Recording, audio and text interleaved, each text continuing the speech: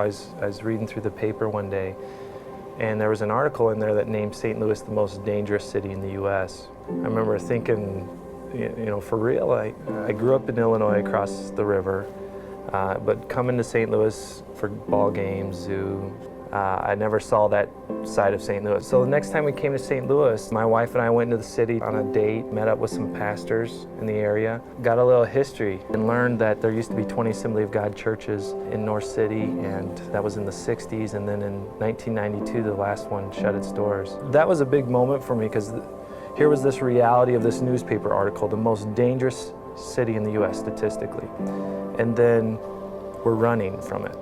We've got no churches going in, only churches leaving. And that's really the moment that God began dealing in my heart. This can't happen. So St. Louis is divided into two halves. There's the north half and the south half, and it's separated by one street called Delmar Boulevard. And if you were to drive north of Delmar, you'd see brokenness, abandonment. I think it's 97% African American. The median income is near the poverty line. And if you go the south side of Delmar, another world.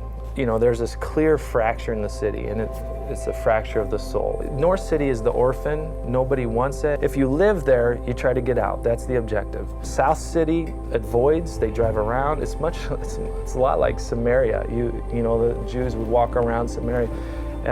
North City's that way. You avoid it, and if you're in it, you try to get out. Well, we knew we were going to church plant, so what now? What do you do? I knew the Church Multiplication Network. I contacted them and was pointed to an Essentials conference.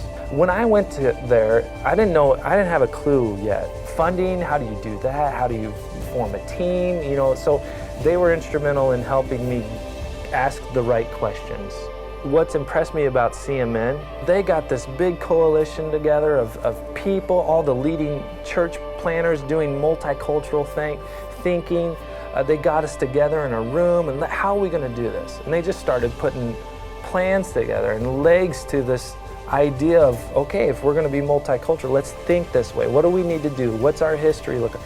And that to me was incredibly cool to see. Seaman had us do a demographic study of the zip codes around us, and we saw in that study, which just blew my mind, that we had 59% single mothers in those two zip codes, and then 8% single fathers. So you've got 67, 2 out of 3 homes without a parent. And so we decided we were going to move into North City. It's another world. It's different from rural America. We were the 27th, 28th, and 29th white people to move into the neighborhood out of 4,000 people in our neighborhood. And it was scary at first, but if I'm honest with you, it's the friendliest neighborhood I've ever lived in. Everyone looks out for everyone. Got a position at a local hospital and been working there ever since. I do some part-time stuff there. We were there 2 years before we launched the church. And the beautiful thing is we get to invent a whole new way of doing church. We're trying to create this place where both worlds can come in, they're sitting by each other, they're praising God. These people that nowhere in life are they colliding in each other's lives. Nowhere are they crossing each other's paths, except for at church.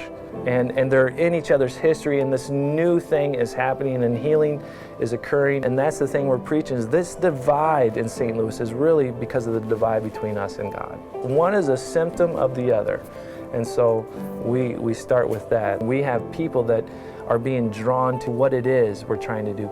The press, the local National Public Radio picked up on our mission of what we're trying to do. Here's a church trying to bring healing, what we believe, and we're kind of convicted by this metaphor of this glow stick, that a glow stick is made up of 2 solutions separated by a barrier. And if you break that barrier, it emits this light.